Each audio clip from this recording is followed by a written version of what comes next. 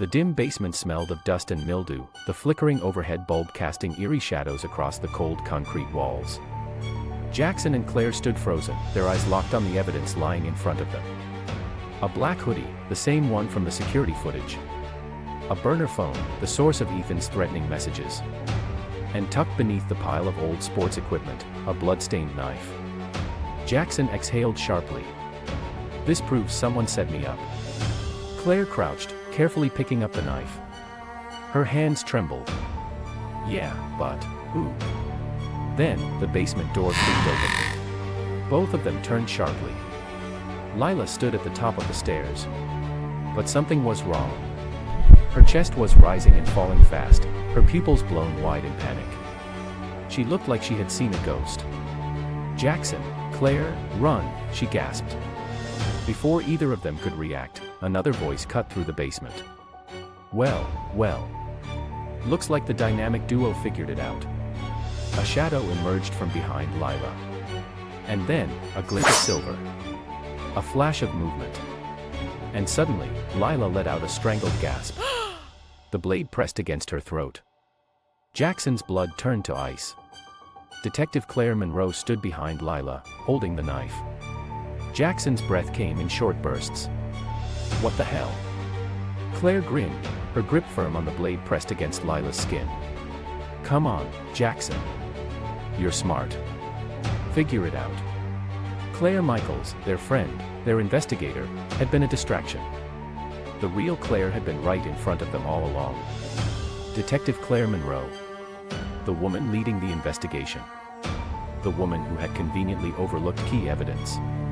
The woman who had steered them toward the wrong suspects at every turn. You, Jackson whispered, his voice raw. You killed Ethan. Lila struggled, but Monroe yanked her back, the knife glinting under the dim light. Ding ding ding, she murmured. We have a winner. Claire Michaels paled, taking a step back. But, you were investigating. You were supposed to catch the killer. Monroe laughed softly. Oh, sweetheart. I was the killer. But I also knew I was the only one smart enough to frame someone else for it. Jackson clenched his fists. Why? Monroe's eyes flashed with something dark. Because Ethan Grayson ruined my life. She turned to Claire Michaels. Didn't you ever wonder why I took a sudden interest in your little high school murder mystery? It wasn't because of justice. It was because I had to make sure you never found out the truth. Jackson narrowed his eyes. What did Ethan do to you? Monroe smirked, her grip on Lila tightening. You ever heard the name Rebecca Monroe? Claire Michaels gasped. She was your daughter. Monroe's jaw tightened. That's right. Ethan killed her. Jackson's mind reeled. That doesn't make sense. There were no reports of Ethan being involved in. Monroe snarled, because your precious golden boy covered it up. Her voice was shaking now, all amusement gone. Rebecca was a senior. Smart. Beautiful. Just like Lila here. But she made the mistake of falling for Ethan Grayson. Monroe's nostrils flared. He played her. Used her. And when she found out he was cheating, she threatened to tell the school, to expose him for the manipulative piece of garbage he was. Her grip on the knife tightened. 2 days later, she was found floating in the river. And Ethan? He got away with it. Because he always did. Always did. Lila's voice was barely above a whisper. So you killed him for revenge. Monroe's expression hardened. I made sure he felt the same fear my daughter felt that night. I sent him the threats. I made him paranoid. And then, when the time was right, I ended him. Claire Michaels' voice shook. But, why frame Jackson? Monroe let out a cold chuckle. Because it was perfect. The jealous ex.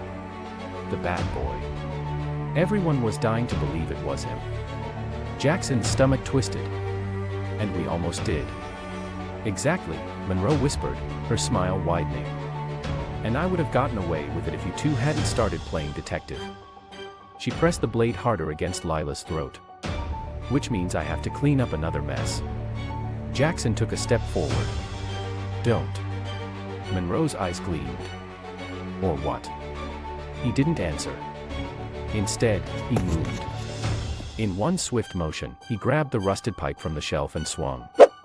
The impact was instant. The pipe crashed against Monroe's wrist, the knife flew from her grasp. Lila broke free, stumbling away. Monroe let out a snarl of rage and lunged at Jackson, but Claire Michaels, the real Claire, grabbed the falling knife and drove it into Monroe's leg. The detective let out a scream, collapsing onto the cold concrete. Sirens blared. Footsteps thundered down the stairs. Freeze! A swarm of officers poured into the basement. Detective Monroe, the real killer, was finally caught. The news of Detective Monroe's arrest sent shockwaves through Greystone High. The trusted investigator had been the true villain all along. She was charged with first-degree murder. Some people refused to believe it. Others whispered about the monster hiding behind the badge. For the first time in weeks, the school finally felt normal. Jackson and Lila, once bitter exes, found an odd sort of understanding in the aftermath. One afternoon, as they sat outside by the football field, Jackson sighed. "Crazy, huh?" Lila smirked. "What, that we almost got murdered?" Jackson chuckled. "Yeah. That. And the fact that we solved this case better than the cops." Claire Michaels rolled her eyes.